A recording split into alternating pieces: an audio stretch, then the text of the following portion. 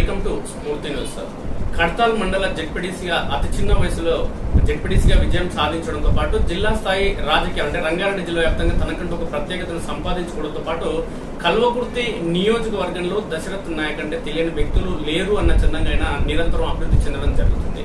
దశరథ్ నాయక్ గారు ప్రస్తుతం మనతో ఉన్నారు. అన్న నమస్తే. నమస్తే అండి. అన్న, మీ కుటుంబ నేపథ్యం, మీ రాజకీయానికి సంబంధించిన ప్రధానమైన అంశాలకు సంబంధించి ఒకసారి మాకు స్ఫూర్తి ద్వారా తెలియజేయండి అన్న. ముందుగా మీ స్ఫూర్తి టీవీకి స్వాగతం. ఈరోజు మా కుటుంబం గురించి మీరు అడిగిరు కాబట్టి మీ స్ఫూర్తి ఛానల్కు మేము వివరించడం జరుగుతుంది. మేము చాలా పేద కుటుంబం నుంచి రావడం జరిగింది, బీదరికం నుంచి రావడం జరిగింది.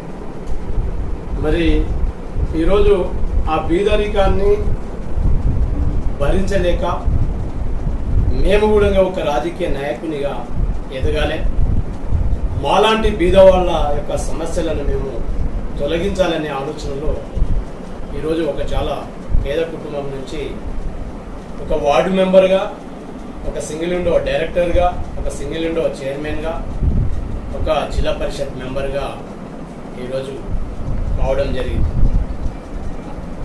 అదేవిధంగా అనేక సేవా కార్యక్రమాలు కూడా మా ట్రస్ట్ ద్వారా, రాధాకృష్ణ మెమోరియల్ చారిటబుల్ ట్రస్ట్ ద్వారా మేము అందించడం జరుగుతుంది. అంటే రాజకీయాల్లోకి చాలా మంది వస్తుంటారు. అంటే ప్రధానంగా ప్రస్తుత రాజకీయాల్లో ఎక్కువగా వ్యాపారస్తులు రావడం జరుగుతుంది చాలా వరకు. ఎందుకంటే ఉన్న డబ్బుని రెండింతలు చేసుకునే క్రమంలో చాలా మంది రాజకీయాల్లోకి రావడం జరుగుతుంది. అంటే మీరేమో ట్రస్ట్ ఏర్పాటుతో అనేక మందికి సేవా కార్యక్రమాలతో పాటు ఆర్థిక సహాయాలు కూడా అందించడం జరుగుతుంది. అదేవిధంగా ప్రత్యేకంగా గిరిజనులు ఎవరైతే ఆర్థికంగా కావచ్చు, లేదంటే విద్యార్థుల సహాయార్థం కావచ్చు, లేదంటే ఎవరైనా చనిపోతే కూడా వెంటనే మీరు తక్షణ సాయం అందించడం జరుగుతుంది. మీరు అంటే డబ్బును ఖర్చు చేసేందుకే రాజకీయాలకు రావడం జరిగింది. అసలు ఏంటి మీ ఉద్దేశం ఏంటో? అంటే అలాంటిది అనేది కాదు, డబ్బును ఖర్చు చేయడానికి అనేది కాదు. కానీ ఆ పేదరికంతో వచ్చినాం కాబట్టి, ఆ పేదరికం యొక్క విలువ మాకు తెలుసు కాబట్టి, ఎక్కడైతే పేదవాళ్ళు చనిపోతే ఒక గిరిజనులే కాదు, ఈ మండలంలో ఉన్నటువంటి అనేక కులాలు కావచ్చు, అనేక మతాలు కావచ్చు, ఎస్సీలు కావచ్చు, ఎస్టీలు కావచ్చు, బీసీలు కావచ్చు, మైనార్టీలు కావచ్చు, క్రిస్టియన్స్లు కావచ్చు, ఓబీసీలు ఎవరైనా సరే కావచ్చు, ప్రతి ఒక్కరూ ఎవరైతే బీదవాళ్ళు ఉండి మరణిస్తారో వారి కుటుంబానికి మేము పరామర్శించి వాళ్లకు ఖచ్చితంగా ఆ కుటుంబాన్ని ఎంతో అంతో మా ట్రస్ట్ ద్వారా సహాయం చేయాలని చెప్పి దాన సంస్కారం కోసం వాళ్ళకు ఒక 5,000 రూపాయలు కూడా మా ట్రస్ట్ ద్వారా అందించడం జరుగుతుంది. అదేవిధంగా ఏదైతే మా ట్రస్ట్ ద్వారా ఈ 5,000 రూపాయలే కాకుండా దాదాపుగా గతంలో ఎన్నో కార్యక్రమాలు కూడా చేయడం జరిగింది. అదేవిధంగా ఏదైతే మేము కూడా దాదాపుగా ఈ 3-3.5 సంవత్సరాల నుంచి నిత్య అన్నదాన కార్యక్రమం కూడా మా ట్రస్ట్ ద్వారా ఏర్పాటు చేయడం జరిగింది. మరి ఏదైతే సంవత్సరానికి 365 రోజులు ఉంటాయో ఆ 365 రోజులు కూడా నిత్య అన్నదాన కార్యక్రమం కూడా మా ట్రస్ట్ ద్వారా నడుస్తుంటుంది. మా దగ్గర ఎంతమంది వచ్చినా భోజనము లేదు అనేది లేదు. 100 మంది కూడా రోజు ఆ భోజన కార్యక్రమంలో పాల్గొంటారు. సంపూర్ణంగా భోజనం చేసి తృప్తిగా వెళ్తూ ఉంటారు. అంటే మీ రాజకీయ జీవితంలో అనేక ప్రభుత్వాలను మీరు చూడడం జరిగింది. ఒకవైపు సమైక్యాంధ్రప్రదేశ్ లో ఆ ప్రభుత్వం కానీ, తెలంగాణ రాష్ట్రం ఏర్పడిన తర్వాత ఈ సొంత పాలనలో కూడా మీరు ప్రభుత్వాలను చూడడం జరిగింది. అయితే తెలంగాణ రాష్ట్రం ఏర్పడిన తర్వాత కావచ్చు, అంతకు ముందు కావచ్చు, ప్రస్తుత కాంగ్రెస్ ప్రభుత్వంలో కావచ్చు, గిరిజనుల బతుకులు ఎప్పుడు బాగుపడే అవకాశం ఉంది. ఎందుకంటే ఇప్పటికీ తండాలకి అనేక మంది పరిమితం కావడం జరిగింది. అదేవిధంగా విద్యకు దూరం కావడం జరుగుతుంది.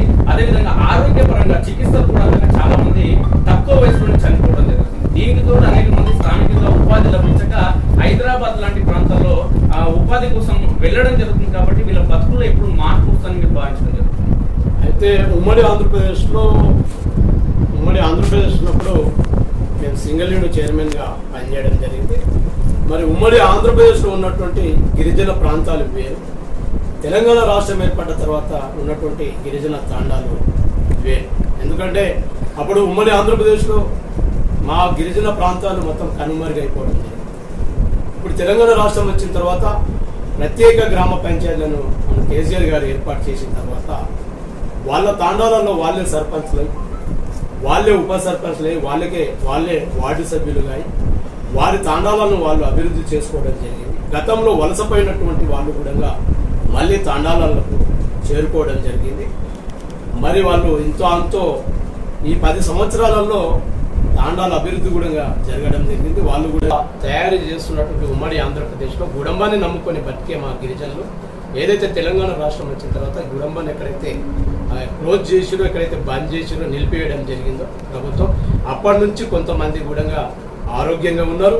హాస్పిటల్ బారిన కూడా ఆరోగ్యంగానే ఉన్నారు. హాస్పిటల్ బారిన కూడా మారట్లేదు. మరి గతంలో కూడా ఉమ్మడి ఆంధ్రప్రదేశ్లో ఉన్నప్పుడు హాస్పిటల్ బారిన పడడము, అదేవిధంగా వలసలు పోవడము, బాంబాయిలు పోవడము, అదేవిధంగా బెంగళూరు పోవడము, హైదరాబాద్ పోవడం వలస కూలీగా మారారు.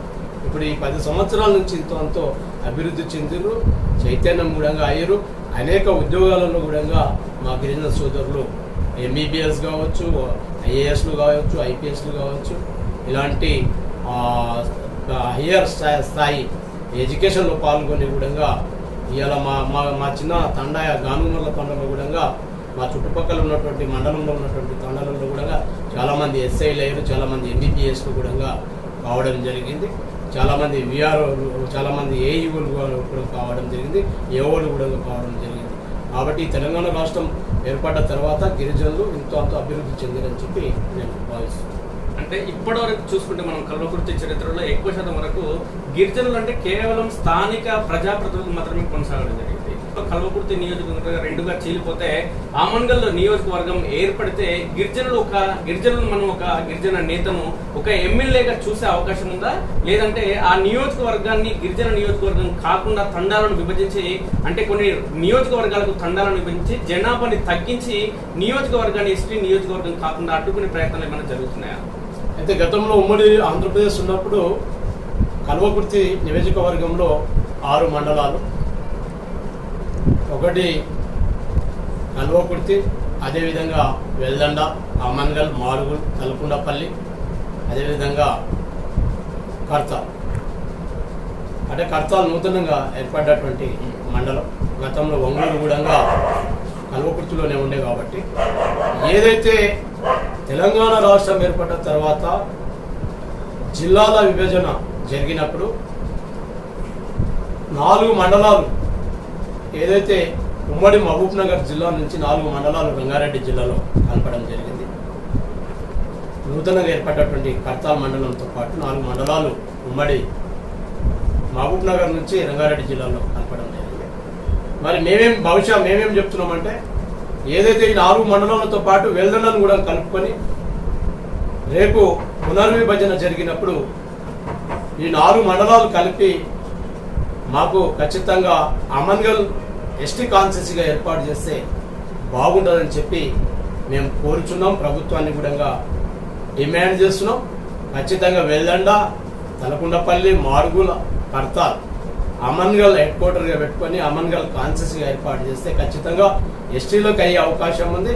ఎస్టీ నాయకుడు ఎమ్మెల్యే అయితే ఇక్కడ ఉన్నటువంటి ఎస్టీ తాండాలు కూడా ఎస్టీ జనాభా చాలా ఎక్కువ ఉంది కాబట్టి జిల్లాలోనే అత్యధిక ఎస్టీ జనాభా ఉన్నటువంటి మన 4 మండలాలు కాబట్టి ఎస్టీ కాన్స్టిట్యూన్సీ అయితే తాండాలు కూడా అభివృద్ధి జరుగుతుందని చెప్పి మేము కోరుతున్నాం.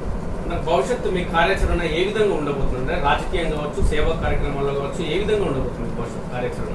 భవిష్యత్తు కార్యాచరణ అంటే భవిష్యత్తు గురించి ప్రజలు ఆలోచించవలసినటువంటి అవసరం ఉంది. మేము చేసే కార్యక్రమాలు మేము చేసుకుంటూ పోతే, మేము చేసే పనులు మేము చేసుకుంటూ పోతే ప్రజలే దానికి నిర్ణయం తీసుకుంటారు. ఇప్పుడు ఏదైతే మేము ఒక వలస కూలి, ఒక పేదరికంతో వచ్చి ఈరోజు జిల్లా స్థాయిలో ఈరోజు జిల్లా ఒక మెంబర్గా కావడము, అదేవిధంగా కాన్స్టిట్యూన్సీ స్థాయిలో కూడా మంచి గుర్తింపును తీసుకురావడం కారణం ఏంటంటే మేము రాజకీయంగా కాదు, మేము చేసినటువంటి సేవా కార్యక్రమాలే మాకు ఈ విధంగా గుర్తింపునిచ్చింది. అదేవిధంగా ఇదే సేవా కార్యక్రమాలు చేసుకుంటూ పోతాము. ఏదైతే ప్రజలకు మేము ఎప్పటికప్పుడు రోజువారీగా అందుబాటులో ఉంటాం. ఒకవేళ భవిష్యత్తులో ఈ నాయకుడు మాకు అవసరం అని చెప్పి ప్రజలే మా భవిష్యత్తును నిర్ణయిస్తారని చెప్పి నేను భావిస్తున్నాను. ఓకేనా? ఆదరిస్తున్నాను. Thank you.